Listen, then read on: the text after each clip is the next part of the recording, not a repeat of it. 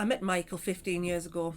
I was told there was nothing left, no reason, no conscience, no understanding of the most rudimentary sense of life or death, of good or evil, or right or wrong. I met this 32-year-old man with a blank, pale, emotionless face and the blackest eyes, the devil's eyes. I spent 8 years trying to reach him. Then I spent another 7 years trying to lock him up, because I realised that what was living behind that man's eyes was pure and simply evil. Me? I think you've got the wrong Michael. I've just come from the cinema.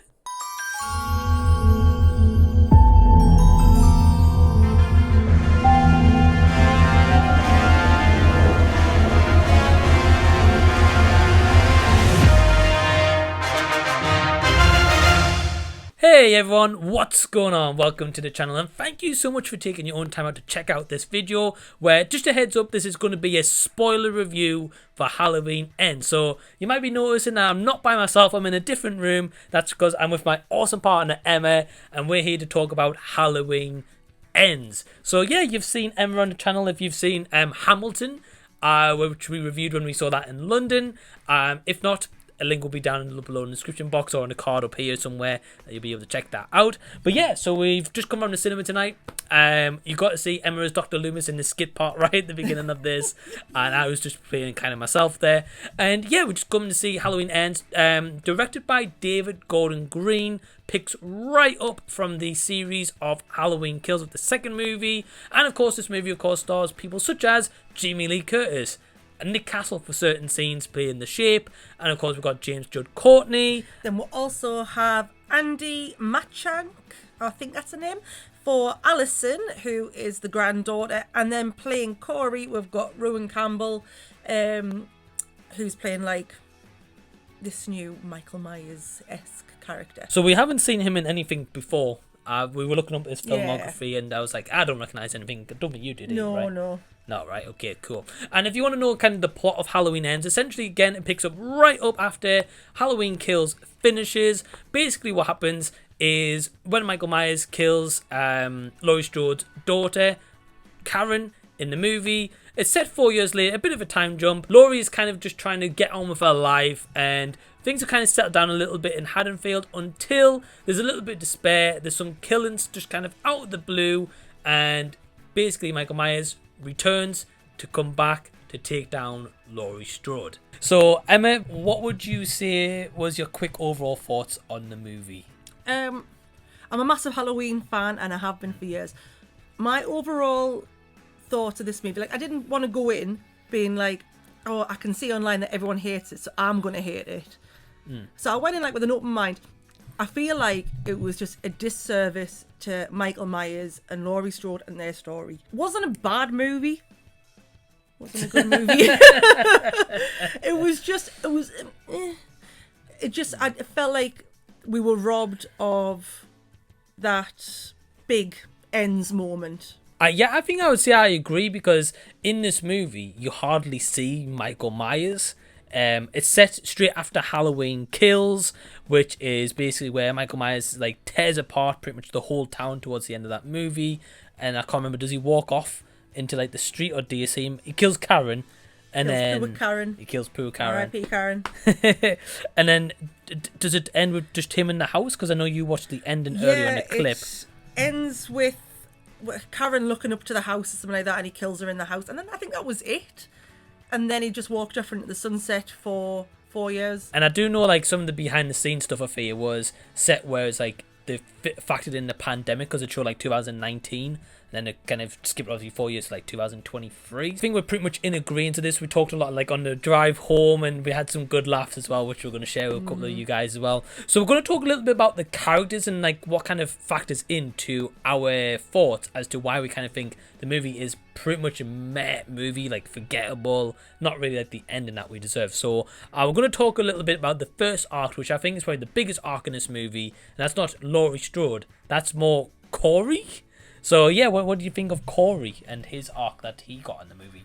who the fuck does he, can I swear? Who the fuck does he think he is bossing around Michael Myers the way he did? Oh, the audacity of the bitch. He wasn't a bad character, but you were saying in the car on the way back, he would have preferred the character to be introduced before. And so if you don't know, or if you're wanting the spoilers, basically Corey is a babysitter who was locked into a cupboard by the kid, and then when he came out going, I'm gonna kill you, like, you know, you've pranked us, I'm gonna kill you, the little boy falls down the stairs and dies. And then he's like a social pariah, and he gets called like the new boogeyman. So his arc is basically going in Michael's footsteps. That's basically it. What I felt about Corey is that it was just a story that they liked, and they put it in the movie because they didn't have another story to put it in a movie. They couldn't make a movie on their own, so they were like, oh, we'll just chuck it in Halloween, and that's it. But what I did like about his character is the juxtaposition between Michael being a 6-year-old boy and killing his sister, and then being called by Loomis, oh, he's evil, he's terrible, just because he didn't engage. And I think it's the same with Corey. It's like, oh, he killed that little boy, oh, he's a pedo, oh, he's a baby killer. And so I think that was the whole arc they were going. So I did appreciate that. But as a character, I just thought, but he was really well acted. Like, the actor was good. Yeah. Like, he pissed us off because he was that good of an actor. Do you know what I mean? So, no, I didn't gel with him. I didn't really get the character, a bit like you said you didn't. Yeah. Yeah, so I agree with Emma, 100%. So we were saying this in the car as well. We were saying that, you know, like, the kind of arc that he has, and he's branded like the same like what Michael Myers has branded all these years, and now he's the boogeyman. Obviously everyone's petrified of him, everyone's scared of him. Obviously he was just outcast as like a young boy, you know, and that's obviously his arc for these 40 odd years later. Obviously with Laurie Strode, obviously that's the big storyline. But what I was saying to Emma though, what would have been really good with his character personally, just my idea, is if they introduced him into maybe say a Halloween Kills and started him off and had this whole arc for most of the movies, just like this general nerd, getting on with, was it Allison? Allison, Allison, the granddaughter of Laurie Strode.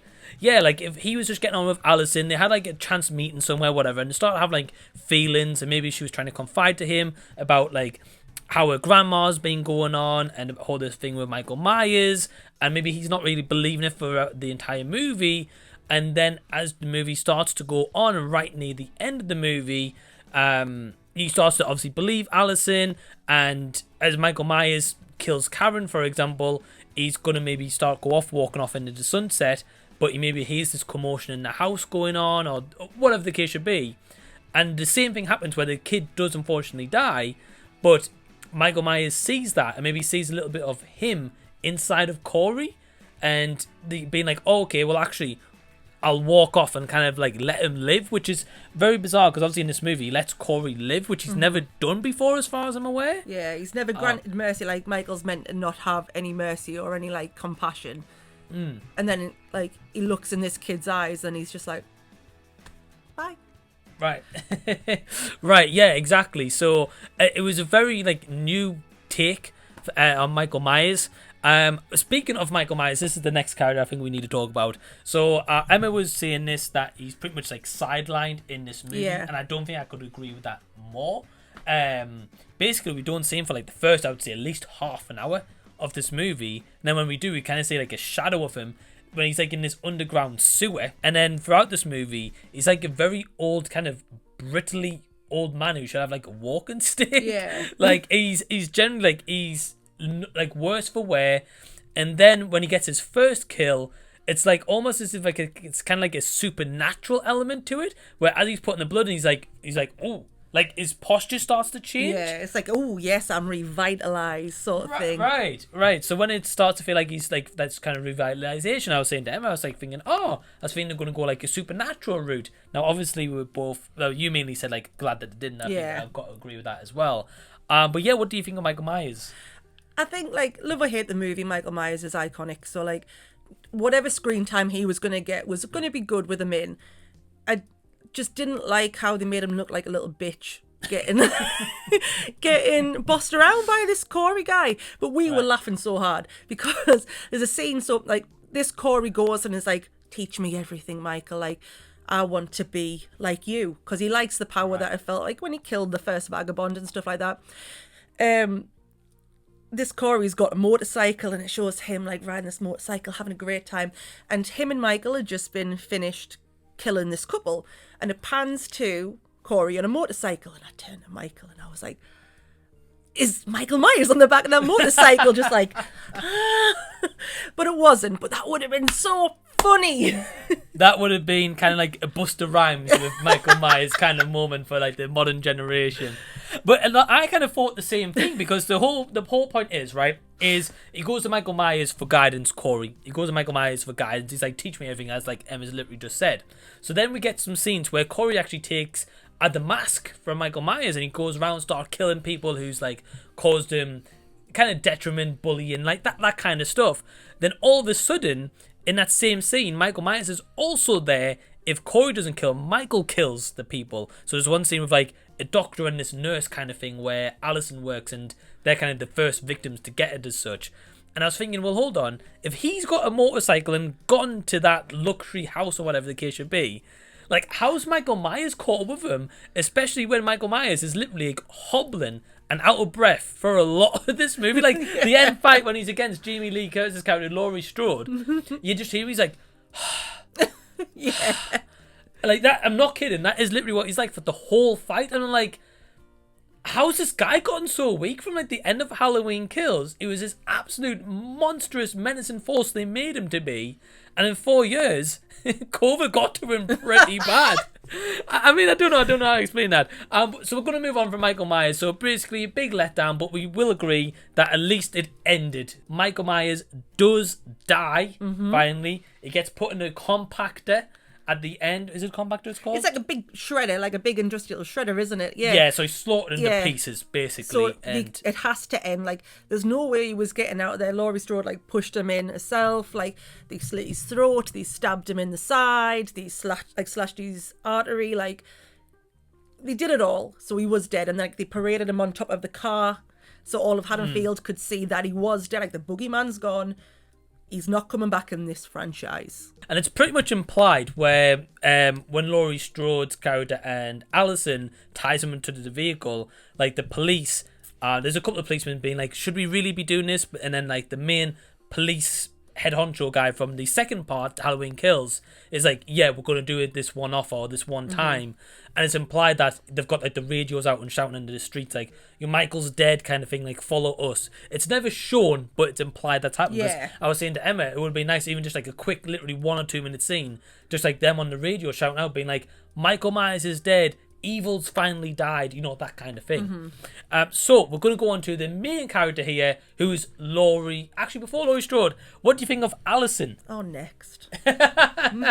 What? No, what? My thoughts exactly. So basically, I was saying to Emma as well, it was basically what they did with Halloween in 2018, where Laurie Strode, of course, it starts out her preparing for 40 years with all these booby traps, everything in the house, a daughter, Judy Greer, Karen, and Allison, I don't know the actress's name, and where they're like, oh, grandma's demented, she's gone off the rails, like they don't trust her. And then obviously when Michael Myers does show up, then they're like, oh, okay, so we need to use this trainer she did teach us to trap him in the house, and obviously that's when they set him on fire, etc. Yeah. And then in this movie, it's basically the same thing where Laurie Strode is literally saying to Allison, I don't see good in Corey, I know them evil eyes.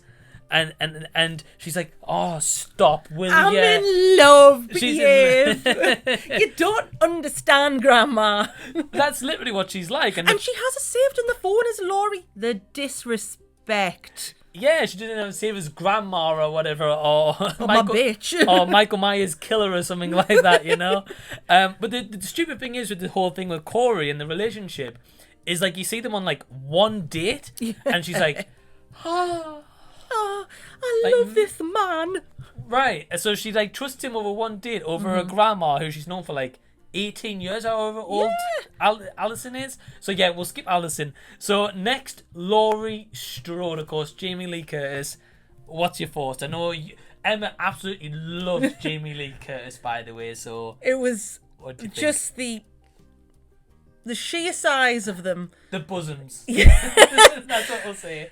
She looked fantastic. I'll just say this to Jamie Lee Curtis. She looks fantastic. She is timeless. I love her. I just think Jamie Lee Curtis as Laurie Strode is always a good time. So what I said to Mike in the car was, if it wasn't for the scenes with Jamie Lee Curtis in, I wouldn't care for this movie. If she wasn't in it, or if they killed her off, I would have hated it, because Laurie Strode went from being like defenseless babysitter to like badass, and she just gets it. She just gets it. She's amazing, and I really appreciated that they had her back in the first Halloween get-up, where she's wearing the like light blue blouse with the jeans and everything, and the similar kind of hair, and she was just great. Like, she knows evil. She can spot it a mile off. She's 20 steps ahead. I just loved it. But what I would have loved to see more is more of a connection between her and Michael, because it's like completion anxiety for Michael. He wants to go get Laurie. Laurie's always like waiting for him. I would have liked to have seen more of them, like more of them interacting together, and this whole 4 technically film payoff of a revenge. But we didn't get it. But she was great, and again, she was ample. No, yeah, it's very true. Yeah, and I agree with you. I think it's more the fact of this is ends, right? So this is Halloween ends. This is the big blockbuster to finally end this franchise, or at least these Blumhouse movies. But literally in this movie, it's like the last 5 minutes you get of Michael Myers, Jamie Lee Curtis. I'm not kidding. There's no interactions basically with them before that point. So it's kind of like in the first movie, Halloween Kills, there's no interaction till like the last 5 minutes when they're in the house, dead. Yeah. Second movie, he gets, obviously, they start putting the fire out. He comes out with the cellar or whatever and starts butchering everyone. They don't interact in the second movie. And then in the third movie, finally, they get like 5 minutes at the end, and that's like the conclusion, which I agree with you. There should have been like maybe 1 or 2 scenes, or maybe Jamie Lee maybe went down to the sewers originally and found him. And then again, no one believes it because they think, oh, he's not showed up for 4 years. Like, this woman, because a lot of people in the town just think she's delusional anyway, or like she's the cause of the boogeyman. Like, there's a couple of, like, there's 1 or 2 scenes where they're like, oh, it's because of you why these scars have happened on my neck, or like why this town can't move on or whatever. Yeah, like you're antagonising him, sort of thing. Right, and I like that, and then Jamie Lee definitely saves this movie. Yeah, by all means. But I really like the bits where, even when she isn't being this crazy possessed grandma kind of role, where she actually is trying to move on with her life. You know, she's writing a story about this whole experience that she's had. She's generally being like, okay, well, I haven't seen Michael for 4 years. I'm prepared for when if he does come. But if he doesn't come, I'm prepared in terms of like trying to just move on with her life. And she's interested in, is it Frank, the sheriff, Will Patton? Yeah. I think it's Frank anyway, his character. So like they're having a bit of a budding like flirtiness and hinting about Japan and seeing cherry trees, blossom trees, or whatever the case may be. I mean, it's a big change from Haddonfield to Japan, by the way. I don't know how much money Jamie Lee Curtis, Laurie Strode character has got, because she's like, the start of the movie, I've just bought a house. Yeah. And I was like, well, she just sold the house and gone to Japan. Them book royalties, baby. Right. What I will say, though, about Laurie and Michael is at the end, when she kills Michael and he's dying, he's bleeding out, there is a nice moment where she's like holding his hand as he dies, and it was nice, because it was like, oh well, you know, she's finally done it, but she's got that compassion where she will stay with him until the end, I guess just to make sure he's dead, but she'll stay with him till the end. She held his hand, and then that was it. Like, she can let go. But it was probably, like, when you think of it, the only act of kindness, even, like, you know, despite everything that Loomis put him through, it's the only act of kindness he's probably ever gotten all these these years since he was 6-year-old. So I thought that was a nice touch to end it on. I did think that was a nice like goodbye to their 2 stories. I feel like this trilogy, especially with like big names like Jamie Lee Curtis signing up, Nick Castle come back to do certain scenes, because I know he did certain scenes in here, but it was mainly done by Jude Courtney, I believe his name is. And I feel like all those big names have signed on the dotted line to be in these trilogies of movies and end this Laurie Strode story. But ultimately, I feel like this isn't a trilogy that I want to go back and revisit time and time and time again. Like, I'd rather go back and just rewatch the first movie. Yeah. So overall, out of 5 stars, what would you give the movie? I know you don't maybe do ratings. I know you do for your books. Like Emma's a big kind of bookworm, so she always does like Goodreads and does like 5-star ratings. So what would you give this out of 5? A 2, maybe a 2.5, if I'm being generous, because I'm biased because I'm a fan, so I don't want to give it a low score because I know the dedication that the whole production crew's put in it, and it's been a labour of love. You can tell it's been a labour of love, so I don't want to be like, it was rubbish, get in the bin. But at the same time, they could have done more with it, and I feel like if they just gave themselves more time rather than like, because it said like through the pandemic they went back and they did rewrites, but I would have liked to see things different. But again, you can't always have what's in here come onto the screen. It's obviously you're not making the movie. So yeah, maybe 2.5. It wasn't bad, and I'm pleased I completed the trilogy. And I mean, loads of people walked out the cinema, and I just think, yeah, I noticed that. Yeah, there was at least like 8, 9, maybe even 10 people walked out, like even like half an hour in. I know there was a couple that sat in front of us that when it finished, they were like, that was shit. Yeah. They literally said that. So I would say I agree with Emma. I'm going to go 2 stars. I agree with you about the rewrites, because originally this movie was still supposed to be set straight after Kills ends, and then it's going to go straight into that third movie. But because of COVID, they factored that into the decision and made it where it was like 4 years later. But in the movie, there's like no one wearing masks or anything or acknowledging that COVID's happened. Yeah. So I kind of feel like, okay, well, that's cool if they're going to do that, and they could have factored that in. Well, obviously, they could be like, right, Laurie Strode can't leave her house, so therefore Michael has the advantage of maybe stalking out the window because you can't leave the house with COVID. And you weren't, like, the first restrictions with COVID, if you guys remember, you weren't really allowed to leave the house at all. Maybe exercise like an hour a day. Yeah. If that, well, that was very, very minimal. They could have used something like that, but I feel like with the time jump, it didn't really factor in anything apart from Michael Myers needed a walking stick. So I'm going to go 2 stars out of 5. I think the trilogy is messy because of the 3 different writers and 3 different visions. The Corey character, I think, could have been written better, and I think if there was, it would play a big factor into the overall story for this end one, which I think would have had a huge payoff, especially as it had a full movie to build a relationship with Allison. And this one, it's all about him learning from Michael. Like, that could have been cool. It would have been 5 stars if Michael Myers was on the back of that motorcycle.